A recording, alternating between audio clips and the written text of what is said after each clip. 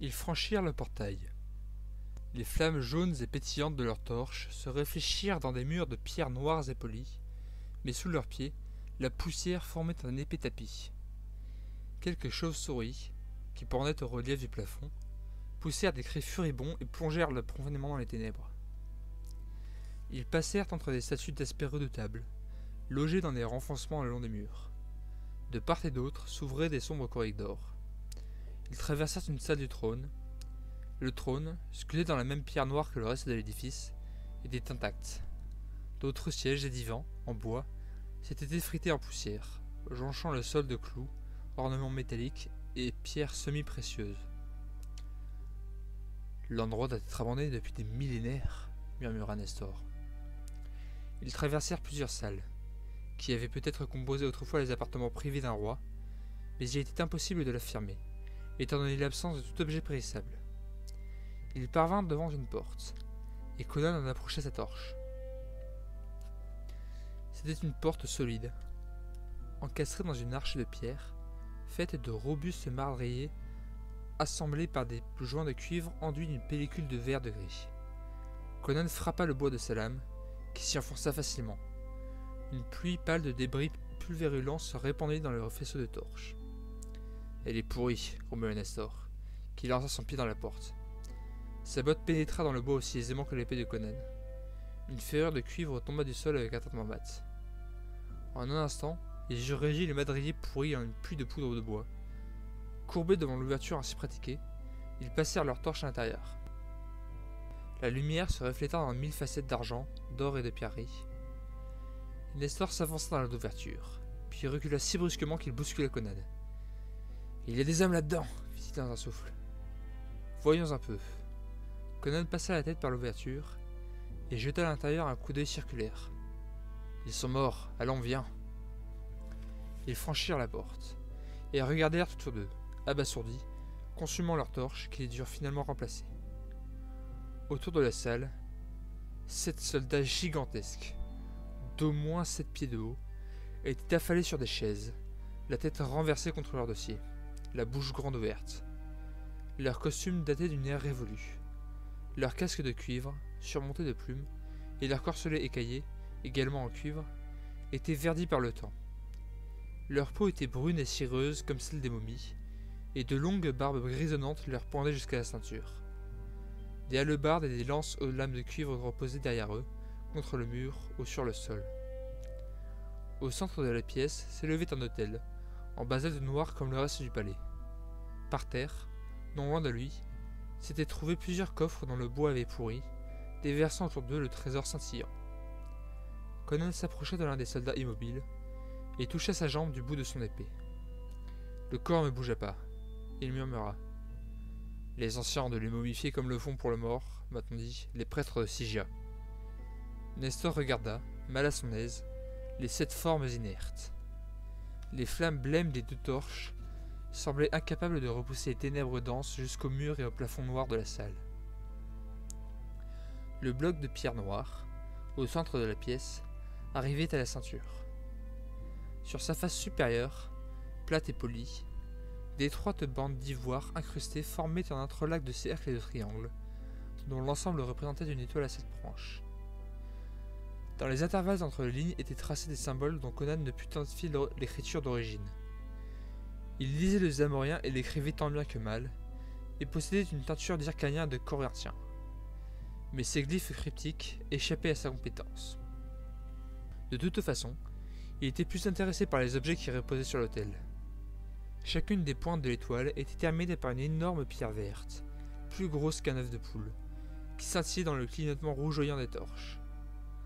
Le centre du diagramme était occupé par une statue verte, apparemment sculptée dans du jade, figurant en serpent à tête dressée. Conan approcha de sa torche des 7 joyaux brillants. « Ceux-là, je les veux, gronda-t-il. Tu peux prendre le reste. »« Il n'en est pas question, rétorqua Nestor. Ces pierres ont plus de valeur à elles seules que tout le reste réuni. C'est moi qui les aurai. » L'air, entre les 2 hommes, se chargea d'électricité. Leurs mains libres se portèrent à la garde de leurs épées. Ils demeurèrent un instant immobiles, les yeux dans les yeux. Nestor dit alors. « Partageons-les donc, comme nous l'avons convenu. » On ne peut pas diviser 7 par 2, dit Conan. Jouons-les à pile ou face. Le gagnant prend les 7 pierres, et l'autre le reste. Cela te va-t-il? Conan prit une pièce dans l'un des tas qui marquait l'emplacement des anciens coffres. Bien qu'il eût acquis dans sa carrière de voleur une bonne connaissance pratique des pièces de monnaie, celle-ci lui était tout à fait inconnue. L'une des faces était frappée d'une effigie, mais il n'eût su dire s'il s'agissait d'une tête d'homme, de démon ou de chouette. L'autre face était couverte de symboles analogues à ceux de l'autel. Conan montra la pièce à Nestor. Les deux chasseurs de trésors poussèrent un grognement de concert. Conan lança la pièce en l'air, la rattrapa au vol et l'aplatit entre sa paume droite et son poignet gauche, qu'il tendit vers Nestor, couvrant toujours la pièce de son autre main. « Face !» dit le Gunder. Conan ôta sa main de la pièce, qu'il découvrit à Nestor. Celui-ci gronda. « Kishtar te maudisse, bout de métal. Tu as gagné. Tire-moi ma torche un instant. » Conan prit la torche, à l'affût de quelques tréfaises. Mais Nestor dégrafa simplement son manteau, l'étala sur le sol poussiéreux, et entreprit d'y entasser des pierres qu'il puisait dans les piles éparses sur le sol. « Ne te charge pas trop si tu veux pouvoir courir, dit Conan. Nous ne sommes pas encore sortis d'affaires, et Shadizar est loin. »« Ça ira, dit Nestor, qui réunit les 4 coins de manteau. Jeta le sac improvisé par-dessus son épaule, et étendit la main pour reprendre sa torche. Conan la lui rendit, et s'approcha de l'autel, d'où il retira l'une après l'autre les 7 grosses pièces vertes, qu'il glissa dans le sac de cuir qui pendait à son épaule. Lorsqu'il les eut pris toutes les 7, il fit une pause et considéra le serpent de jade. « Ceci doit valoir un bon prix, dit-il, et l'arrachant de l'autel, il le fourra dans son sac avec le reste de son butin. « Pourquoi n'emportes-tu pas aussi un peu de l'or de ces pierres qui restent? J'ai tout ce que je peux porter. »« Tu as pris tout ce qui en valait la peine, dit Conan. De plus, ce que j'ai me suffit. Avec ce qu'il y a là-dedans, mon ami, je peux acheter un royaume, ou un duché en tout cas, et tout le vin que je peux absorber, et toutes les femmes que... » Un bruit fit faire volte-face aux 2 pillards, qui écarquillèrent les yeux interdits. Autour de la salle, les 7 soldats momifiés revenaient à la vie. Leurs têtes se redressèrent, leurs bouches se fermèrent, et de l'air siffla dans les vieux poumons desséchés. Faisant grincer leurs articulations comme des gonds rouillés, ils se saisirent de leurs lances et de leurs hallebardes et se mirent sur leurs pieds. « Sauvons-nous » hurla Nestor, projetant sa torche sur le géant le plus proche et dégainant son épée. La torche atteignit le géant à la poitrine, puis tomba sur le sol et s'éteignit. Conan, dont les 2 mains étaient libres, conserva son flambeau tout en tirant son arme. La lumière de la torche restante faisait vaguement miroiter les harnois verdis et surannés des géants, qui resserraient le cercle autour des 2 voleurs. Conan esquiva une hallebarde et repoussa une lance. Entre lui et la porte, Nestor s'attaqua à un géant qui voulait leur barrer la sortie. Le Gunder para une estocade et porta un revers furieux à la cuisse de son adversaire. La lame n'y fit qu'une petite entaille, comme une hache dans un tronc. Tandis que le géant chancelait, Nestor en frappa un autre. La pointe d'une lance glissa sur sa cuirasse bosselée. Les chasseurs de trésors ne devaient qu'à l'extrême lenteur des géants de n'être pas tombés dès leur premier assaut. En sautant, biaisant et virevoltant, Conan parvint à esquiver des coups qui l'eussent abattu sans connaissance sur le sol poussiéreux. Sa lame entama à plusieurs reprises la chair sèche et ligneuse de leurs assaillants. Des choses capables de décapiter un homme vivant ébranlaient à peine ces créatures d'un autre âge. Conan toucha un attaquant de la main, mutilant le membre du géant qui lâcha sa lance. Se dérobant à la charge d'une autre lance, il porta un coup droit forcené à la cheville du géant. Sa lame entama l'os à moitié, et la momie s'écrasa sur le sol. « Dehors !» hurla le Cimmérien, bondissant par-dessus le corps étendu. Conan et Nestor s'engouffrèrent dans la porte et traversèrent à toutes jambes les salles et les corridors. Conan craignit un instant qu'ils ne fussent égarés, mais il aperçut une lumière devant lui. Tous 2 se précipitèrent à l'extérieur, par la grande porte du palais, tandis que retentissait à leurs trousses le lourd pétillement des gardiens du trésor. Au-dessus de leur tête, les étoiles s'éteignirent dans le ciel pâlissant, à l'approche de l'aube. « Au mur d'enceinte, dit Nestor haletant. Je crois que nous pouvons les semer. » Lorsqu'ils eurent atteint l'autre côté de la place, Conan se retourna. « Regarde !» s'écria-t-il. Un à un, les géants émergeaient du palais, et à mesure qu'ils s'engageaient dans la lumière naissante, ils s'effondrèrent un à un sur le pavé et tombèrent en poussière, laissant derrière eux en tas, sur le sol, leurs casques de cuivre emplumés, leurs cuirasses écaillées et le reste de leur défroque. Eh bien, voilà qui est fait, dit Nestor. Mais comment pourrons-nous rentrer dans Shadizar sans nous faire arrêter? Le jour sera levé bien avant que nous n'y parvenions. Conan sourit. Nos autres voleurs connaissons un moyen de nous y introduire. Près du coin nord-est du rempart, il y a un bosquet d'arbres.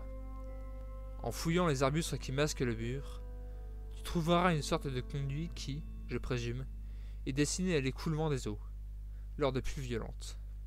La grille de fer qui fermait autrefois ce conduit est aujourd'hui rouillée. Si tu n'es pas trop gros, tu peux te faufiler par le boyau. Il débouche dans un ancien terrain de démolition qui sert de décharge.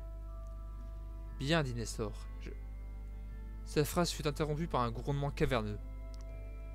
La terre se souleva, bascula, trembla, projetant Nestor sur le sol, sous l'œil interdit du cimérien. Attention, hurla Conan. Nestor tentait péniblement de se mettre sur ses pieds, lorsque Conan lui saisit le bras et le traîna vers le centre de l'esplanade. Au même moment, le mur d'un édifice voisin croula sur la place, et s'écrasa à l'endroit précis où les deux hommes s'étaient tenus un instant auparavant. Mais le bruit de l'éboulement se perdit dans le tonnerre du tremblement de terre. « Filons d'ici !» s'écria Nestor. Se dirigeant grâce à la lune, qui descendait maintenant sur l'occident, ils s'enfuirent en zigzagant à travers la rue. De part et d'autre, pans de murs et colonnes oscillaient, puis s'effondraient dans un fracas assourdissant, soulevant des nuages de poussière qui faisaient tousser les deux fugitifs. Conan s'arrêta brusquement, puis recula d'un bond pour éviter d'être écrasé sous la façade d'un temple. De nouveaux tremblements secouèrent la terre sous ses pieds et le firent vaciller. Il escalada des piles de décombres, où les gravats récents se mêlaient aux anciens. Il esquiva d'un saut la chute d'un chapiteau, et reçut des fragments de pierre et de briques, dont un lui entailla la mâchoire. Un autre lui effleura le charret, le faisant jurer par tous les dieux de tout le pays qu'il avait visité. Il parvint enfin au mur d'enceinte, qui, depuis son éboulement, n'était plus qu'un petit monticule de pierres disloquées. Boitant, toussant, à bout de souffle, Conan escalada l'amas de décombres et regarda derrière lui. Nestor avait disparu. Le Gneder avait probablement, pensa-t-il, été pris sous un effondrement. Conan tendit l'oreille, mais ne perçut aucun appel. Le grondement du séisme et des éboulements se tut.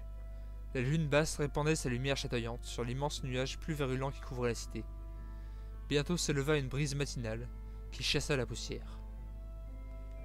Perché sur les éboulis qui marquaient l'emplacement du mur d'enceinte, Conan contempla la ville de l'Archa. Depuis l'instant où il avait fait son entrée dans la cité, celle-ci avait complètement changé d'aspect. Il ne restait plus un seul bâtiment vertical. Même le palais monolithique de basalte noir, où lui et Nestor avaient découvert le trésor, avait croulé en un monceau de blocs fracassés. Conan renonça au projet de revenir au palais plus tard pour récolter les restes du trésor, car la récupération des objets de valeur impliquerait que l'on ait, au préalable, fait déblayer les décombres par une armée d'ouvriers. L'Archa tout entière n'était plus qu'un amas de pierres. Aussi loin que Conan pouvait voir dans la lumière naissante, rien ne bougeait dans la cité.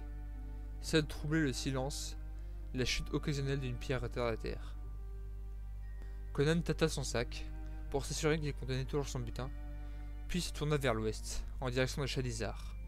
Le soleil levant tira dans son large dos une flèche de lumière. La nuit suivante, Conan se pavana dans sa taverne favorite, celle d'Abuletes, dans le Maule. La pièce basse et enfumée empestait la sueur et le vin aigre. Serrés autour de petites tables, voleurs et assassins buvaient de la bière et du vin, jouaient au dé, discutaient, chantaient, se querellaient, fanfaronnaient. On tenait ici toutes pour morne toute soirée durant laquelle au moins un client n'était pas poignardé au cours d'une bagarre. Conan aperçut, de l'autre côté de la salle, sa bonne amie du moment, qui buvait seule à une petite table. C'était Sémiramis, femme brune, solidement charpentée, de plusieurs années plus âgée que le cimérien. « Oh, Sémiramis » rugit Conan, s'offrayant en chemin jusqu'à elle. « J'ai quelque chose à te montrer. Abuletes, un pied de ton meilleur Kyrian. Je suis en veine ce soir. » Si Conan était plus vieux, la prudence lui empêchait de se vanter ouvertement de son larcin, et à plus forte raison, de l'exhiber. Mais Conan était Conan. Il s'approcha de la table de Sémiramis et renversa le sac de cuir contenant les 7 grosses pierres vertes. Les joyaux cascadèrent sur la table arrosée de vin et s'effritèrent aussitôt en une fibre boule de verte qui scintilla à la lueur des bougies. Conan lâcha son sac et demeura bouche bée, tandis que les buveurs avoisinants éclataient d'un rire rauque. « Chrome et Mananan !» fit le Cimmérien dans un ressouffle. « Cette fois, il semble que mon astuce s'est retournée contre moi. » Il pensa alors au serpent de jade qui était encore au fond du sac. « Enfin, j'ai quand même quelque chose qui paiera quelques bonnes parties de plaisir. » Mû par la curiosité, Sémiramis ramassa le sac qui gisait sur la table. Mais elle le lâcha aussitôt en poussant un hurlement. « Ça, c'est vivant !» gémit-elle.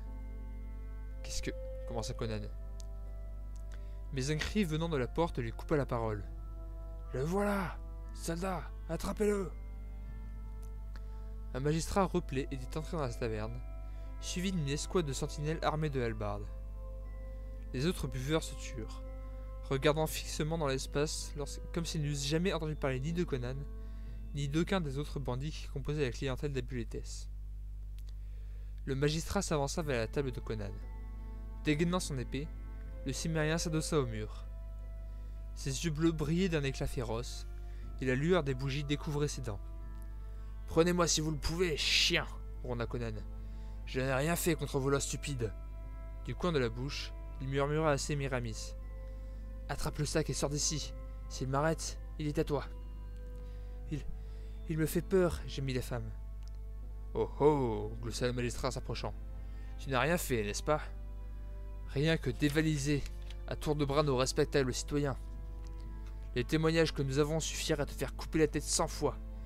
Et par-dessus le marché, tu as tué les soldats de Nestor, et tu l'as persuadé de se joindre à toi dans un pillage des ruines de l'Archa, hein ? Nous l'avons trouvé il y a quelques heures, occupé à boire et à se vanter de son exploit. Le gredin nous a filé entre les doigts, mais toi, tu ne nous échapperas pas. » Tandis que les gardes formaient un demi-cercle autour de Conan, pointant leur hallebarde vers sa poitrine, le magistrat remarqua le sac posé sur la table. « Qu'est-ce que c'est que ça ? Ton dernier larcin ? Voyons voir. » Le gros homme plongea la main dans le sac et y fouilla un instant. Puis, ses yeux se dilatèrent. Sa bouche s'ouvrit pour émettre un rugissement d'épouvante, et il arracha sa main du sac. Un serpent vert jade, vivant et onduleux, s'était roulé en boucle autour de son poignet et lui avait planté son dard dans la main. Des cris d'horreur et de surprise s'élevèrent. Un garde eut un mouvement de recul et s'étala sur une table, renversant des pichets qui répandirent une mare d'alcool. Un autre s'avança pour soutenir le magistrat, qui tituba, puis s'effondra. Un troisième lâcha sa hallebarde et se rua vers la porte en poussant des hurlements hystériques. Les clients furent saisis de panique. Quelques-uns s'agglutinèrent dans la porte, se débattant pour sortir. Deux se mirent à se battre au couteau, tandis qu'un troisième voleur, aux prises avec un garde, roulait sur le plancher. Une bougie fut renversée, puis une autre, laissant la pièce faiblement éclairée par une petite lampe d'argile au-dessus du comptoir. Dans la pénombre, Conan saisit le poignet de Sémiramis et l'aida à se relever. Du plat de son épée, il écarta la foule affolée et se fraya un passage à travers elle jusqu'à la porte. Les deux fugitifs s'élancèrent dans la nuit, bifurquant à plusieurs reprises dans les rues latérales pour semer leurs poursuivants. Ils firent enfin halte pour reprendre haleine. Conan dit : « Cette maudite ville sera trop risquée pour moi après cet incident. Je pars. Au revoir, Sémiramis. N'aimerais-tu pas passer une dernière nuit avec moi ? Pas cette fois. Il me faut tâcher de mettre la main sur ce misérable Nestor. Si cet idiot n'avait pas bavardé, la loi n'aurait pas retrouvé ma trace si vite. Il a autant de richesses qu'un homme peut transporter, tandis que moi, je me retrouve les mains vides. Peut-être pourrais-je le persuader de me donner la moitié de son butin. Sinon, il palpa le fil de son épée. Sémiramis soupira. Il y aura toujours une cachette pour toi, Shadizar, tant que je serai en vie. Embrasse-moi une dernière fois. Ils s'embrassèrent rapidement, puis Conan disparut, comme une ombre, dans la nuit. Sur la route de Corinthia, qui sort de Shadizar en direction de l'ouest, à 3 portées d'arc du rempart de la ville, se trouve la fontaine de Ninius. D'après la légende, Ninius était un riche marchand qui souffrait d'un mal incurable. Un dieu le visita en songe et lui promit la guérison s'il lui construisait, sur la route qui entre dans Shadizar par l'ouest, une fontaine où les voyageurs pourraient se laver et se désaltérer avant de pénétrer dans la ville. Ninius construisit la fontaine, mais l'histoire ne dit pas s'il guérit de sa maladie. Une demi-heure après avoir quitté la taverne d'Abuletes, Conan trouva Nestor, assis sur la fontaine de Ninus. « Comment t'en es-tu tiré avec tes 7 joyaux incomparables » demanda Nestor. Conan lui apprit ce qui était arrivé à sa part du butin. « À présent, dit-il, étant donné que, grâce à ta langue bien trop pendue, il me faut quitter Shadizar, et qu'il ne me reste pas un quignon du trésor, il serait juste que tu me cèdes la moitié de ta part. » Nestor partit d'un éclat de rire sans joie. « Ma part ? Mon ami, voici la moitié de ce qui me reste. » Il tira de sa ceinture 2 pièces d'or, et en jeta une à Conan, qui l'attrapa au vol. « Je te la dois pour m'avoir tiré de cet éboulement. » Que t'est-il donc arrivé ? Lorsque les gardes m'ont passé dans le trépeau, je me suis débrouillé pour renverser quelques tables. Alors j'ai ramassé mon trésor dans mon manteau, que j'ai jeté par-dessus mon épaule, et je me suis dirigé vers la sortie. J'en ai abattu un qui essaie de me barrer la route, mais un autre a éventré mon manteau avec son épée. Tout l'or et toutes les pierreries se sont déversées sur le sol, et tout le monde, gardes, magistrats et clients, s'est rué sauvagement sur le tas. Il brandit son manteau, montrant dans l'étoffe une déchirure de 2 pieds de long. Songeant que le trésor ne me serait d'aucun profit si ma tête ornait une lance au-dessus de la porte ouest, j'ai pris le large quand la voie était libre. Une fois hors de la ville, j'ai regardé dans mon manteau, mais il ne trouvait que ces 2 pièces, qui s'étaient prises dans un pli.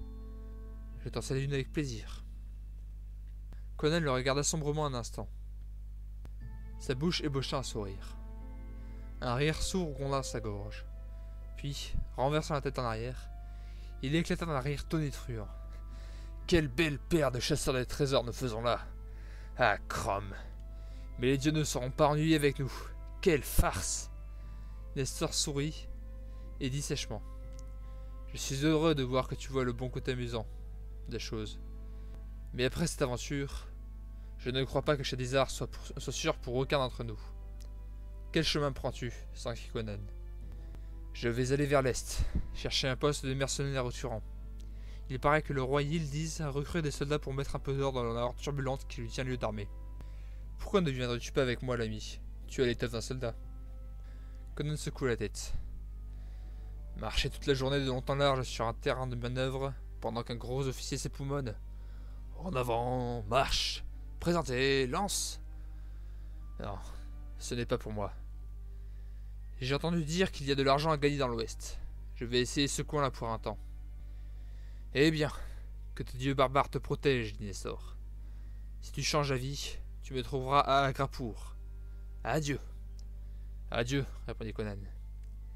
Et sans ajouter un mot, il se mit en marche sur la route de Corinthia et se perdit bientôt dans la nuit.